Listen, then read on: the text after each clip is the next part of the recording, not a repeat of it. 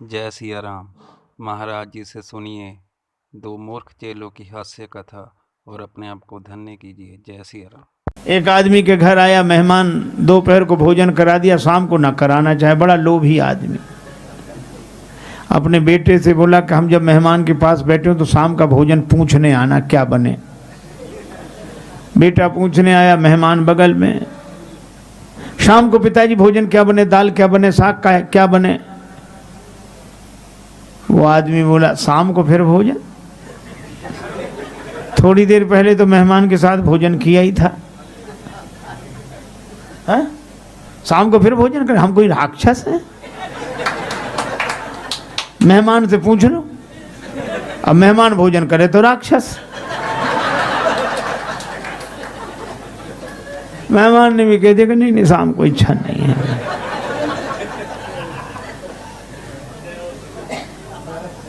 एक महात्मा किसी के यहाँ निमंत्रण में गए, तो एक वृद्धा माता भोजन की थाली लगा दी, पंखा लेके बैठ गई। जल्दी जल्दी में पापड़ परोसना भूल गए, सामने रखे थे, और बुढ़िया उधर पीठ किए बैठी। अब महात्मा का मन उधर ही जाए। मनुष्य का स्वभाव है, 2 कौड़ी की न मिले चीज तो करोड़ों की लगती है, और करोड़ों की मिल जाए तो 2 कौड़ी की लगती है। अब पूरे पत्तल भर भोजन पर ध्यान न जाए, पापड़ पर ध्यान। रहा नहीं गया, मांगे तो शर्म लगे। बुढ़िया से बोले, माता जी भगवान की बड़ी कृपा जो आज तुम्हारा दर्शन हो गया। क्यों? रास्ते में सांप मिला, बड़ा लंबा सांप। कितना लंबा? यहां से वो पापड़ की थाली रखी। बुढ़िया बोले, अरे महाराज पापड़ परोसना तो भूल गए। महात्मा बोले, हम तो बता रहे थे कि सांप कितना लंबा था। तो वो लोग कई बार बहाने से भी बात कही जाती है कि नहीं? है? लेकिन बहाने सब जगह काम नहीं आते। एक आदमी के घर आया मेहमान, जाए नहीं। पति ने पत्नी से कहा कि मेहमान नहीं जाता, वो और खिलाओ पिलाओ, स्वागत करो, काहे को जाएगा वो। अच्छा का मजाक मत करो। पत्नी बोली, एक उपाय है, बुखार हो, मेहमान हो, जुखाम हो, ज्वर जुखाम और पाहुना, इनका एक उपाय, लंगन दे दो तान के, फिर न वापस आए। तो उसको लंगन कैसे दें भाई? वो घर में भोजन बने तो उसको कैसे ना दें? बोले आज मत बनाओ। करना बने, इसका कारण? बोले लड़ाई। लड़ाई हम लोगों में होती नहीं कि झूठी लड़ाई कर लो। अब पति ने डांटना शुरू किया, पत्नी ने रोना शुरू किया। पत्नी बोली, मुझे ही डांटते रहते हो, आज मैं भोजन ही नहीं बनाऊंगी। पति बोला, मत बनाना। अब मेहमान ने सुना कि जब इन्हीं को नहीं मिल रहा है तो हमें। सो उसने अपना थैला उठाया, पति पत्नी भीतर से देख रहे, थैला उठा के गया। पति बोला पत्नी से कि काहे को रो रही हो, हम तो झूठा डांटा था, कोई सच्चा थोड़ा ही। तो पत्नी बेचारी चुप हो गई कि मैं भी तो झूठे ही रो रही थी, सच थोड़ा ही रो रही थी। संयोग की बात, तब तक मेहमान फिर हाजिर हुए। हम भी तो झूठे ही गए थे, कोई सच्चे थोड़े ही गए थे। तो कई बार बहाने से भी बात बनती नहीं।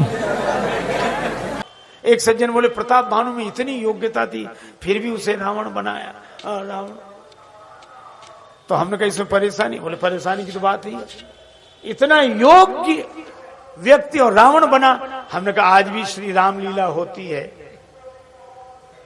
तो रावण योग्य कोई बनाया जाता है कि चाहे जिसको बना दिया जाता है? आज भी रामलीला हो तो रावण किसी योग्य कोई तो बनाया जाएगा। और दिखने में ही रावण दिखे और योग्यता ना हो। मैंने सुनी थी कि किसी गांव में श्री रामलीला थी, रावण का अभिनय करने वाला पात्र बीमार हो गया, उसे शहर में ले गए। बने कौन का? कोई एक बैठ जाए मुकुट लगा कि आज का काम चलाना है। सो एक मिठाई बेचने वाला हलवाई था, बुद्धू, मोटा ताजा। गांव वालों ने कहा बड़ा योग्य है, पर अपनी अभिनय की कला को छिपा के रखता, आप तो पीछे पड़ जाना। वो बेचारा बुद्धू नाम इसलिए रखा था, बहुत सरल आदमी। रामलीला कमेटी वाले गए कि हमारी लाज रख लो। बुद्धू बोला, मिठाई बेचते हैं कि लाज रखते हैं? भैया तुम रावण बन जाओ। बोला हमें कुछ नहीं आता। बोले यही तो आपकी महानता है कि छिपा के रखते हैं आप अपनी कला। अब वो बहुत मना करे, बोले नहीं नहीं नहीं नहीं, फिर बुद्धू कैसा जो मान ना जाए।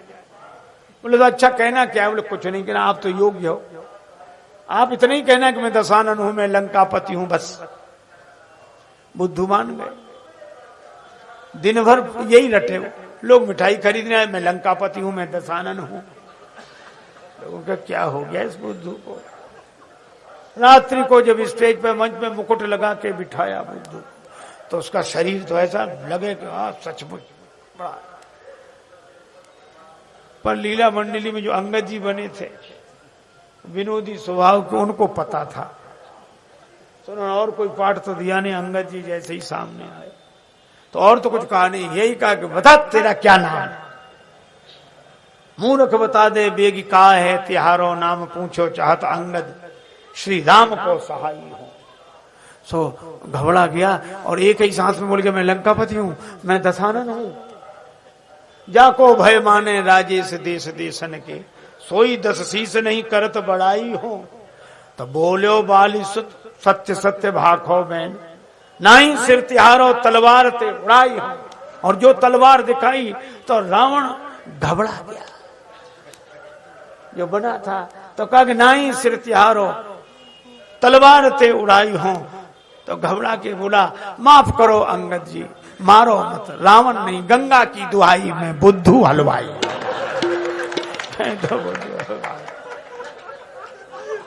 तो ऐसे वैसे को रावण बनाएंगे तो यही होगा।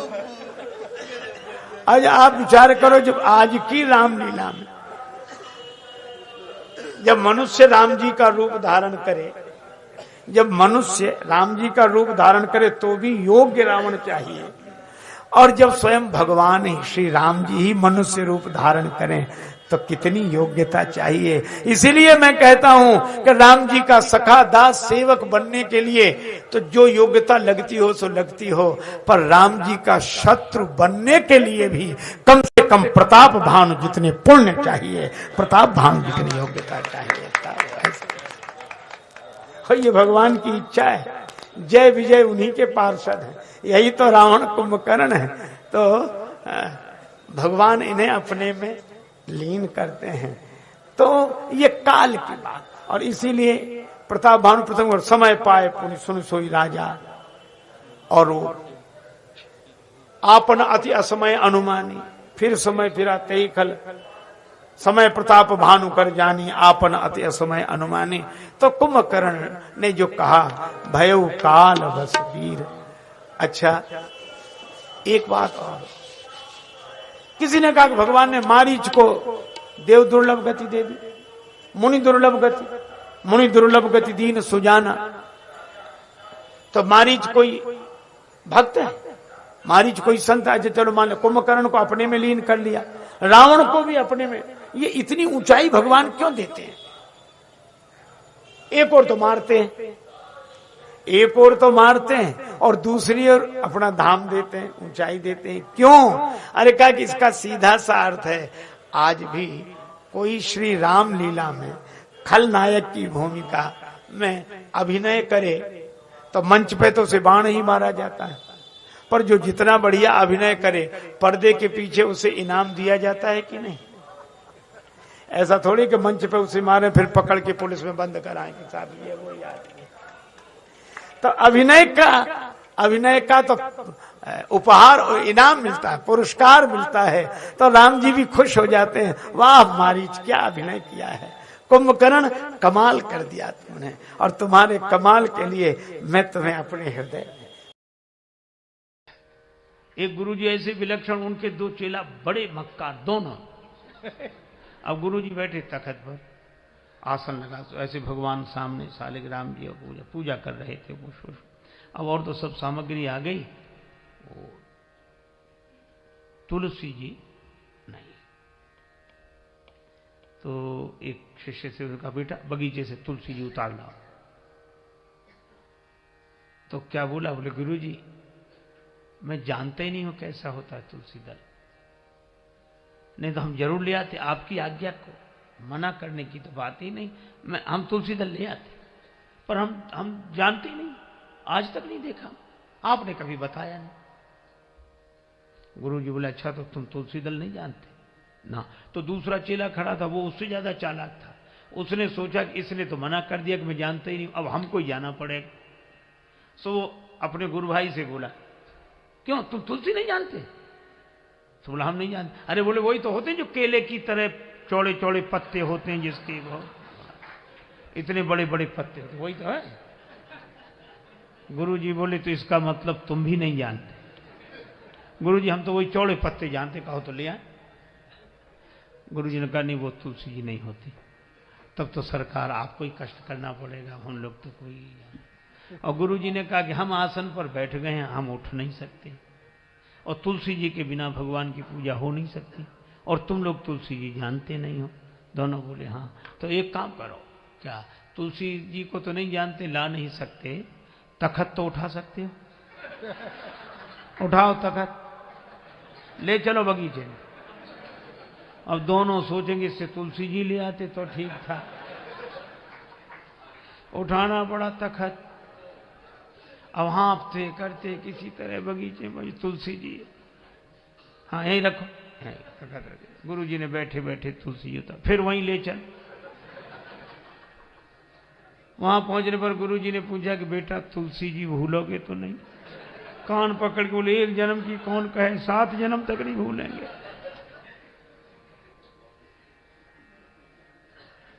असल में भक्ति तभी होती है जब चित्त की चालाकी चली जाए।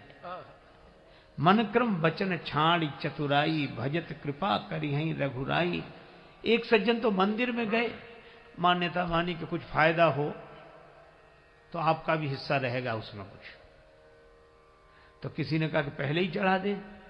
बोले पहले नहीं, पता नहीं फायदा हुआ कि नहीं, ये और जाए, पहले हो जाए। और भगवान की कृपा से उसको लाभ हुआ, व्यापार में आया।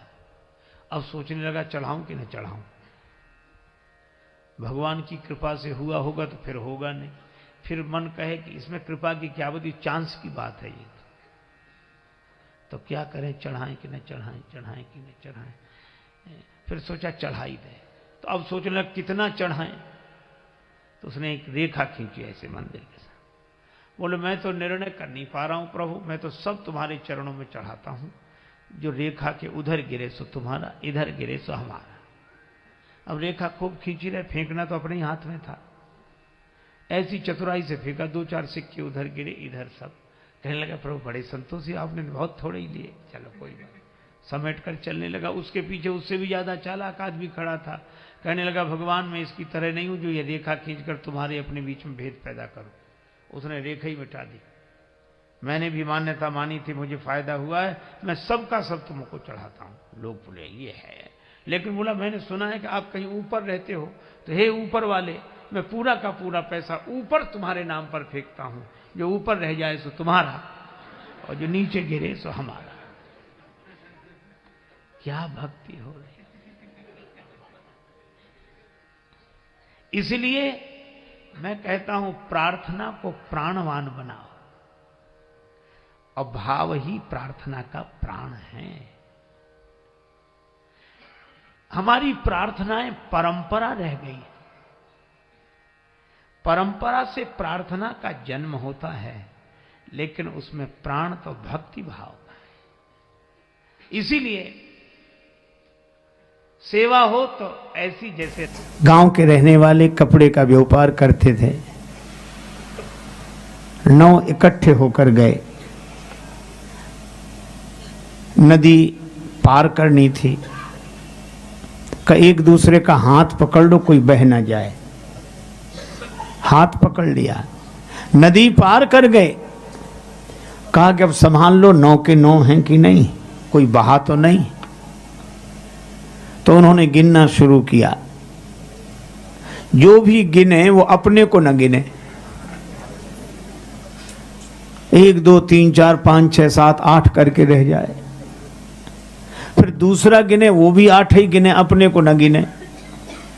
अब तो सबने रोना शुरू किया, बह गया बह गया, एक बह गया एक बह गया।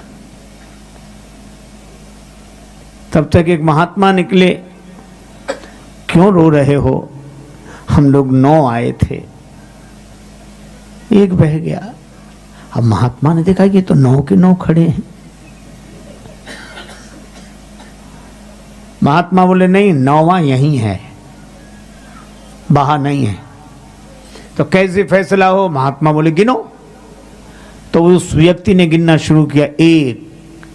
महात्मा बोले ठीक, 2, 3, 4, 5, 6, 7, 8 पे आके फिर रोने लगा। महात्मा ने वही हाथ जो 8 पे रखा था ऐसे मोड़ा कि ये 8 और ये 9। अरे मिल गया मिल गया मिल गया मिल गया महाराज, आपकी कृपा से मिल गया, आपकी कृपा से। तो वो लोग गया कहाँ था जो मिल गया? हम लोग सोचते हैं ज्ञान से मुक्ति मिलती है, पर ज्ञान से मुक्ति नहीं मिलती है। ज्ञान से यह पता लगता है कि हम मुक्त हैं, मुक्त तो हैं ही, पर बिना ज्ञान के अनुभव नहीं होता। एक आदमी के पास कुछ गधे थे, उसने सभी गधों को बांधा जैसे रोज बांधता था। एक गधे की गले की रस्सी खो गई, उस गधे का कान पकड़े बैठा था। एक महात्मा निकले, भगत जी कैसे बैठे हो? कहा कि महाराज इस गधे के गले की रस्सी खो गई है, इसीलिए इसको कान पकड़े बैठा हूं मैं, इसका कान पकड़े बैठा। महात्मा बोले गधे को बांधने के लिए भी रस्सी की जरूरत? महाराज फिर इसे बांधे कैसे? बोले ऐसे ही बांध दो बिना रस्सी के। महात्मा तो चले गए, उसने वैसे ही किया, रस्सी थी नहीं, पर खूंटे से ऐसे लपेटा दिया, ऐसे खींचा, फिर उसके गले में लपेट कर ऐसे बांध दिया, और गधे ने समझ लिया कि हम बंध गए। वो गधा कैसा जो इतना भी न समझे, उसे भी तो अपने नाम की सार्थकता सिद्ध करनी थी। और गधे तो हिले, वो हिला ही नहीं, रात भर वहीं। सवेरे उस आदमी ने सब गधों के गले की रस्सी खोली, उसे बांधा ही नहीं था जो खोलता। अब उस गधे को वो डंडा मारे, डंडा मारने से गधा वहीं हिले, चले नहीं। वो बड़ा परेशान महात्मा जी के पास गया, महाराज क्या चमत्कार कर दिया आपने, वो गधा बंधा है। महात्मा हंसे, कोई चमत्कार नहीं, गधों के लिए तो हर बात चमत्कार हो जाती है। उसे खोला था कि नहीं? का उसे बांधा ही कब था? का जैसे बांधा था वैसे ही खोल दो। वो गया, उसने खोल दिया, और गधे ने समझ लिया कि हम मुक्त हो गए, चल दिया। अब आप ये बताओ बंधा ही कब था? पर बंधने का जैसे भ्रम था उसके मन में, उस भ्रम की निवृत्ति गुरुदेव का ज्ञान कर देता है। वह तो मुक्त था ही, मुक्त है, मुक्त है, मुक्त है। एक सज्जन एक महात्मा के पास गए, बोले महाराज ऐसा लगता है कि आपके भगवान में कुछ अकल कम है। महात्मा बोले अहो भाग्य जो तुम्हारा दर्शन हुआ। कम सही है तो, कम सही है तो, हम तो मानते थे है ही नहीं। वो आदमी बोला आप संत होकर कैसी बात करते हो कि भगवान में अकल है ही नहीं। महात्मा हंसकर बोले कि उनमें थोड़ी बहुत भी अकल होती तो तुम जैसे कम अकल पैदा ही काहे को करता है जो आशिक, कम अकल कहने पर। लेकिन भगवान भी इन अभिमानियों का ऐसा इलाज करते। एक आदमी ने अपने मित्र से कहा कि चलो एक नया विषय शोध करेंगे। अच्छा क्या? इस दुनिया को बनाने में भगवान ने कितनी गलतियां की हैं? अपनी गलती आज तक मिली नहीं, भगवान की गलतियां। मित्र ने कहा वाह यह तो बड़ा मौलिक विषय रहेगा, इस पर तो आज तक किसी ने चिंतन किया नहीं, शोध नहीं किया। बहुत मूल्यवान कृति होगी यह आपकी शोध की, शोध प्रबंध। चलो कलम कागज ले लिए, मित्र लिखे वो गलती बताए। हर जगह देखे भगवान ये गड़बड़ी कर दी भगवान ने। क्या? एक गांव में गए तो छप्पर नुमा मकान था, उस पर कद्दू के काशी फल, बड़े बड़े कद्दू लगे हुए, और बेल दुबली पतली है, चौड़े पत्ते। बोले लिखो परमात्मा की गलती नंबर 1, नोट करो। इतनी दुबली पतली नाजुक सी बेल, इसमें इतने बड़े बड़े फल हैं, इससे समझ में आया वो बेअकल है। छोटे छोटे फल लगाने थे, बेल जितना सहन कर सके इतना बड़ा फल लगा दिया। मित्र ने कहा वाह कमाल कर दिया, क्या सोच है। नोट कर लिया।